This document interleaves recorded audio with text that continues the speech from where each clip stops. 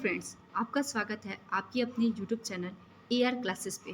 आज हम बात करने वाले हैं BSc सेकेंड सेमेस्टर जूलॉजी के मोस्ट इम्पॉर्टेंट क्वेश्चंस के बारे में। आज मैं इसका एक्सप्लेनेशन भी आपके समक्ष प्रस्तुत करूंगी। मैं आपसे यह निवेदन करना चाहती हूं कि आप अपने पेन और कॉपी को लेकर बैठ जाइए। इसके साथ ही मैं जितनी भी चीज़ों को बताऊं उसे आप नोट डाउन करते चलिएगा। बिना किसी देरी के चलिए वीडियो को स्टार्ट करते हैं। फर्स्ट टॉपिक है कार्बोहाइड्रेट। कार्बोहाइड्रेट जो होता है वो एक प्रकार का बायो मॉलिक्यूल्स होता है जो कार्बन, हाइड्रोजन, ऑक्सीजन से मिलकर बना हुआ होता है। इसका जो रेशियो होता है 1:2:1 होता है। अब हम बात करेंगे क्लासिफिकेशन ऑफ कार्बोहाइड्रेट की। जो कार्बोहाइड्रेट होता है वो 3 टाइप्स के होते हैं। First is monosaccharides, second is oligosaccharides and third is polysaccharides. जो मोनोसैकेराइड्स होता है वो मोनोमर होता है कार्बोहाइड्रेट का। कार्बोहाइड्रेट इसी से मिलकर बना हुआ होता है।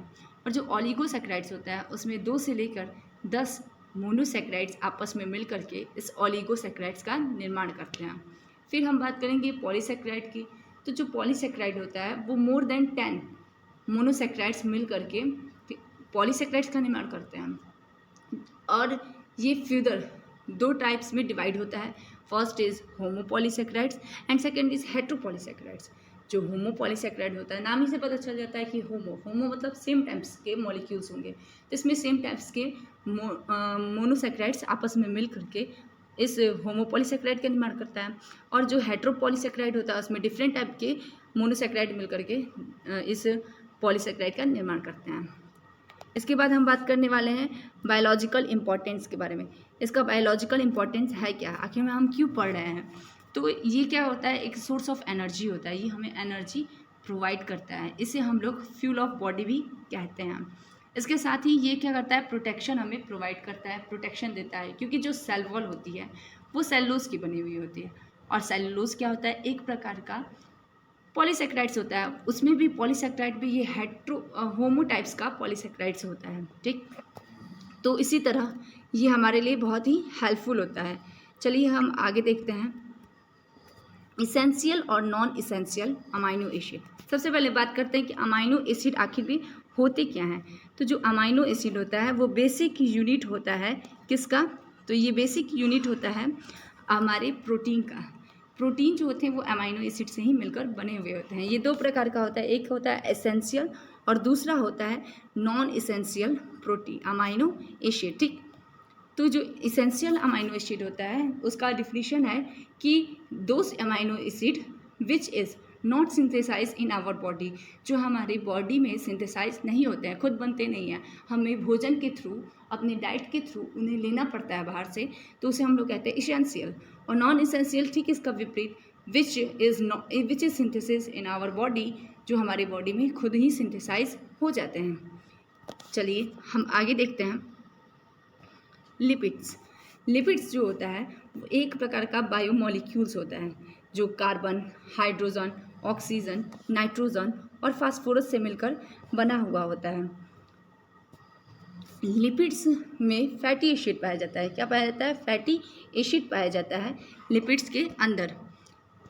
मतलब कहने का ये मतलब है कि जो फैटी एसिड से क्या होता है, लिपिड बना हुआ होता है। क्लासिफिकेशन ऑफ लिपिड, तो 3 टाइप्स के लिपिड्स होते हैं। First is simple lipids, second is compound lipids and third is drive lipids. अब हम बात करेंगे को एंजाइम्स के बारे में। को एंजाइम्स इज नॉन प्रोटेंशियस सब्सटेंस या organic material which has low molecular weight, जिसके पास बहुत कम मॉलिक्यूलर वेट होता है। इट हैव द एंजाइम, ये एंजाइम की सहायता करते हैं टू कैटेलाइज अ रिएक्शन। फिर से मैं बोल रही हूँ, it help the enzyme to catalyse a reaction and और bind with protein from active site. और प्रोटीन के साथ मिल करके एक एक्टिव साइड में एक्टिव एंजाइम का क्या करते हैं, निर्माण करते हैं। ठीक, अब हम बात करेंगे को फैक्टर्स के बारे में। आपको समझ में आया कि को एंजाइम क्या होता है, वो एक नॉन प्रोटेंशियस पार्टिकल्स होता है। ठीक, और ये क्या करता है, एंजाइम्स होता है जो कि क्या करता है कि जो एंजाइम्स होते हैं उसको कैटेलाइज करता है रिएक्शन के लिए, उसको प्रेरित करता है कि रिएक्शन में भाग लो भाई भाग लो। ठीक। उसके बाद फिर बाइंड विथ प्रोटीन, वो प्रोटीन के साथ क्या होता है, बाइंड होता है और एक एक्टिव एंजाइम का निर्माण करते हैं। कोफैक्टर भी कुछ इसी प्रकार का होता है। ये एक नॉन प्रोटेंशियस एंजाइम्स होता है। ये 3 टाइप्स का होता है, prostatic group, coenzyme and metal ions. Cofactor जो होते हैं वो एपो एंजाइम के साथ मिल करके हॉलो एंजाइम का निर्माण करते हैं।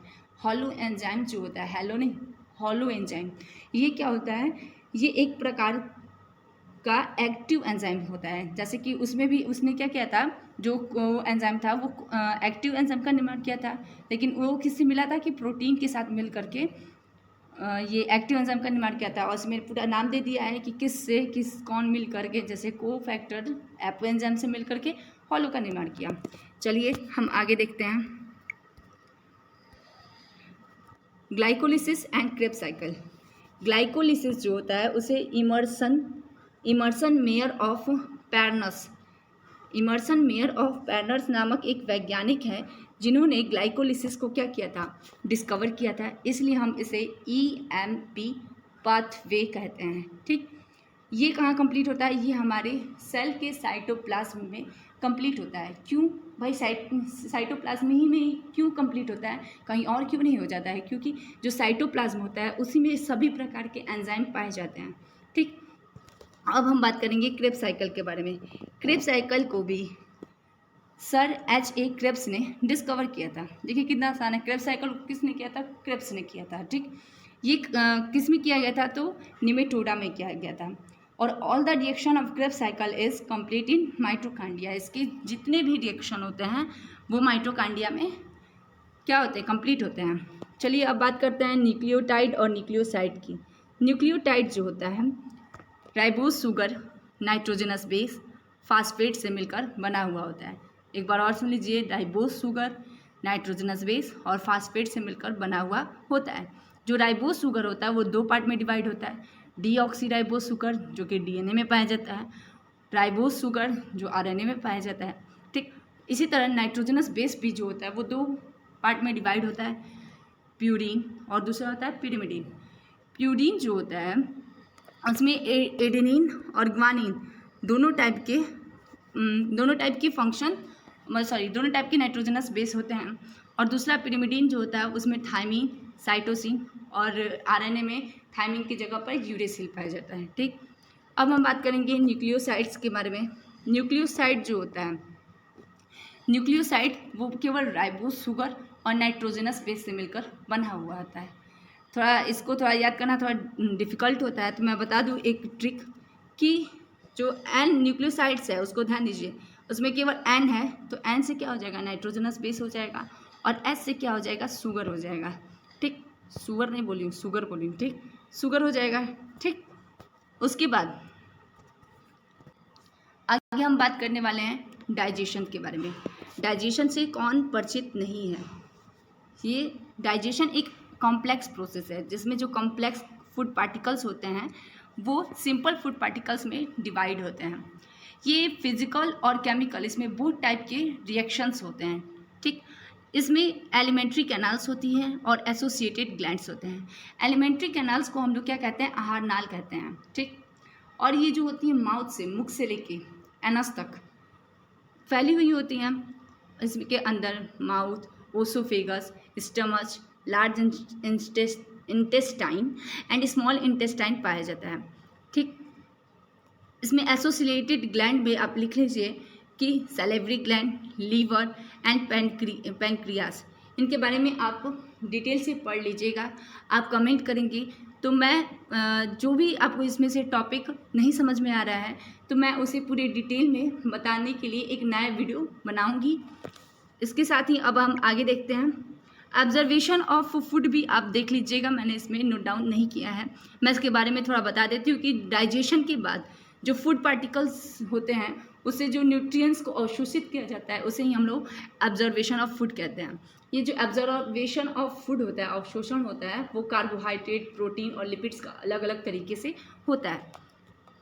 अगला है heart beats and structure of heart. Heart beat का अर्थ होता है धड़कन। ठीक, हार्ट जो होते हैं हार्ट एक मस्कुलर हॉलो ऑर्गन होता है जो ब्लड को पंप करने का काम करता है। हार्ट का जो लेंथ होता है वो 10 सेंटीमीटर होता है। पुरुषों में 310 ग्राम इसका भार होता है, लेकिन महिलाओं में वही 225 ही ग्राम इसका भार होता है। अब स्ट्रक्चर ऑफ हार्ट के बारे में बात किया जाए तो हार्ट जो होता है वो 2 लेयर से मिलकर बना हुआ होता है। इसमें तीन लेयर पाई जाती हैं। मैं थोड़ा स्केच ही करने में व्यस्त हो जा रही हूँ।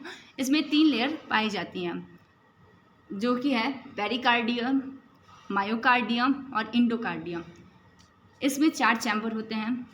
फर्स्ट जो 2 होते हैं आर्टरीज वो अपर साइड में होते हैं और जो 2 वेंट्रिकल्स होते हैं वो लोअर साइड में पाए जाते हैं।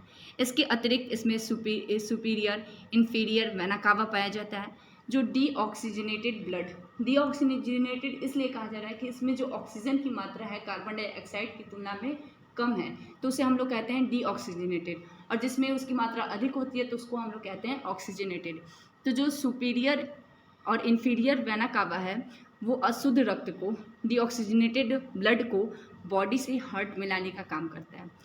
जो पल्मोनरी आर्टरीज होती हैं, ऐसे तो आर्टरीज जो होती हैं वो शुद्ध रक्त को, ऑक्सीजनेटेड ब्लड का ट्रांसपोर्ट करते हैं, लेकिन उसके अपवाद में जो पल्मोनरी आर्टरीज होती हैं वो डीऑक्सीजनेटेड ब्लड को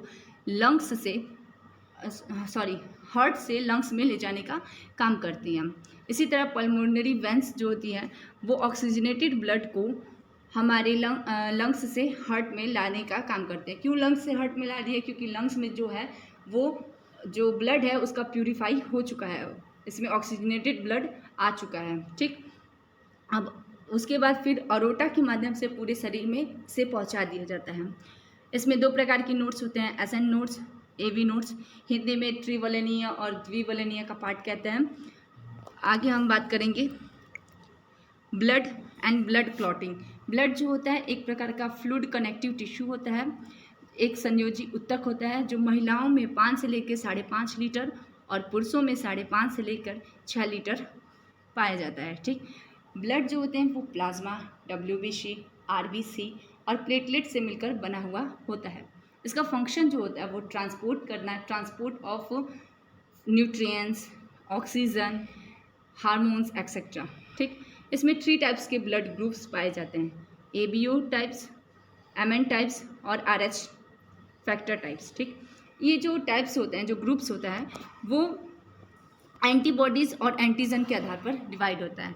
ब्लड क्लॉटिंग के बारे में बात किया जाए, ब्लड क्लॉटिंग को हम लोग हिस्टोस्टेसिस कहते हैं या ब्लड कोगुलेशन भी कहते हैं।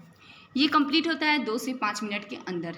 ठीक, ये येलो कलर का एक लिक्विड होता है। इसके सबसे पहले इसमें येलो कलर का एक लिक्विड जमता है जिसे हम लोग कहते हैं सीरम। ठीक, इसकी खोज जो थी हॉलो ने की थी, होवेल ने की थी। ठीक, और इसमें जो होता है फाइब्रिनोजिन और प्रोथ्रोम्बिन जो होता है वो सहायता करता है। ठीक, आगे चलिए देखते हैं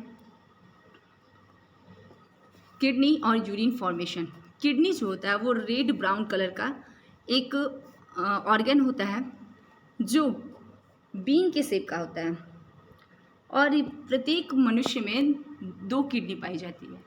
12 सेंटीमीटर जो लंबा होता है और 150 ग्राम इसका वेट होता है। ये लीवर की राइट साइड में ऊपर की ओर पाई जाती है। ठीक, अब हम बात करेंगे यूरिन फॉर्मेशन की। यूरिन का निर्माण ही क्या होता है? यूरिन फॉर्मेशन होता है।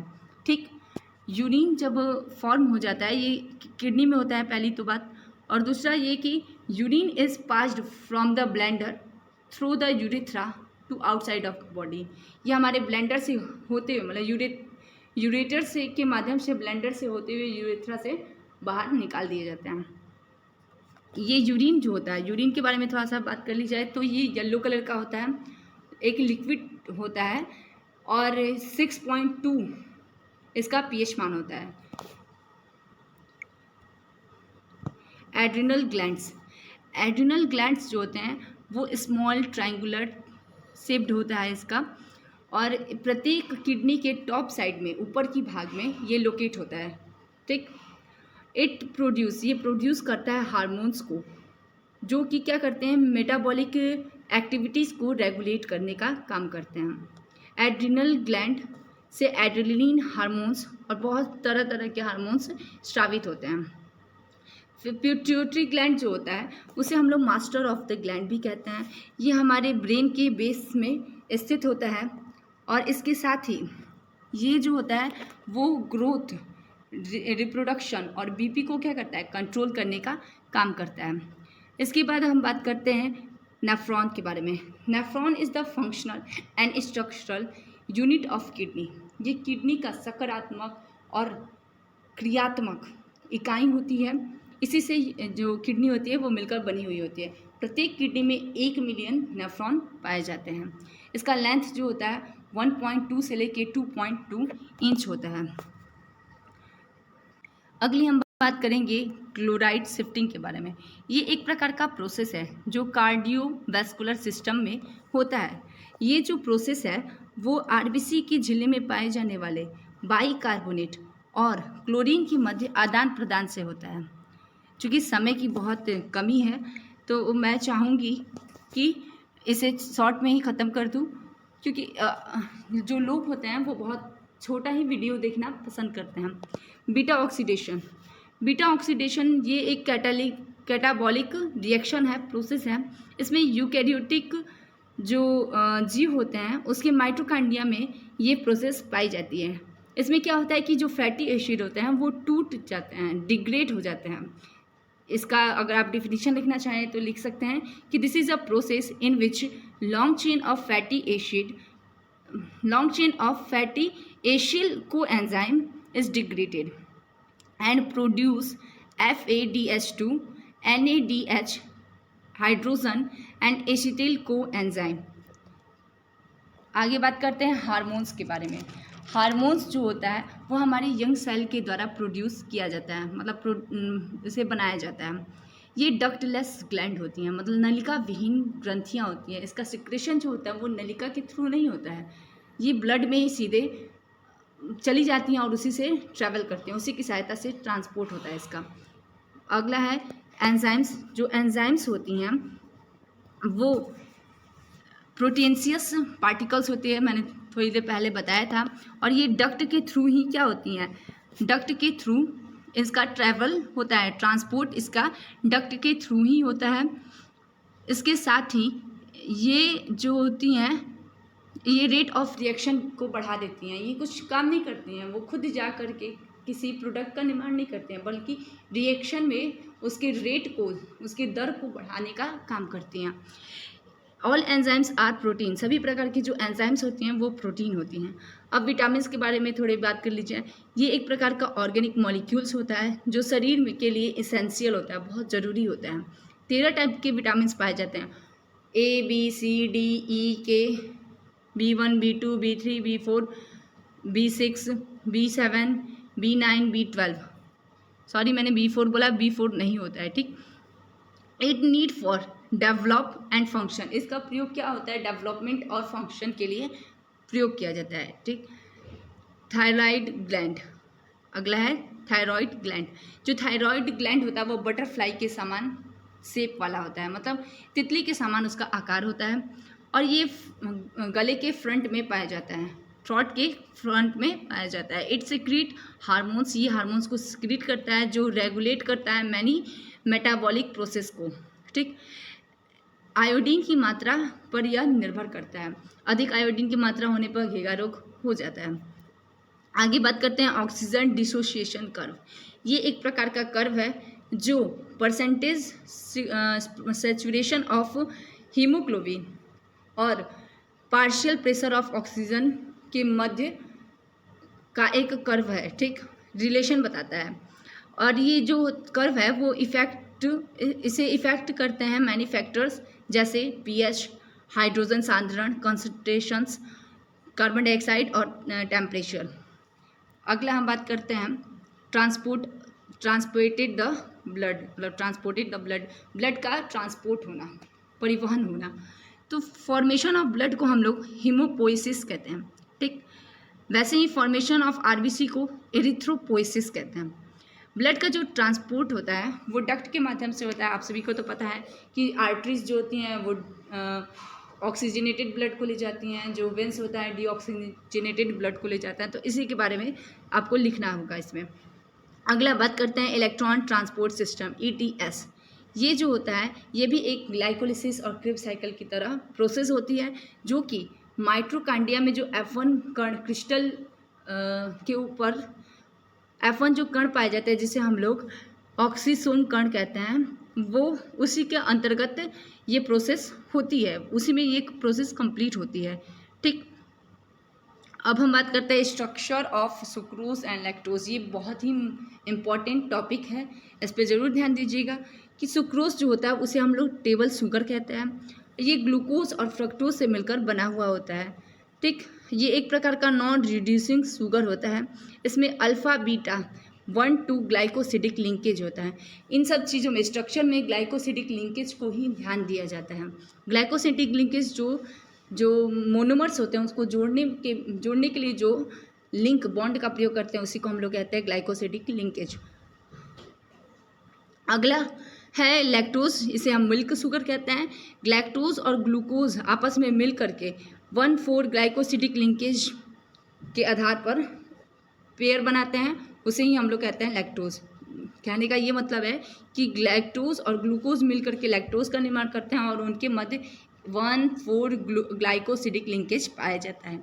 दूसरा है मेल्टोज, ये रिड्यूसिंग शुगर है जिसमें जो ग्लूकोज और ग्लूकोज से आपस में जब मिलते हैं अल्फ़ा 1,4 ग्लाइकोसिडिक लिंकेज के थ्रू, तो वो मेल्टोज का निर्माण करते हैं। Thank you for your watching. Please like and subscribe AR classes. मैं चाहूँगी कि आप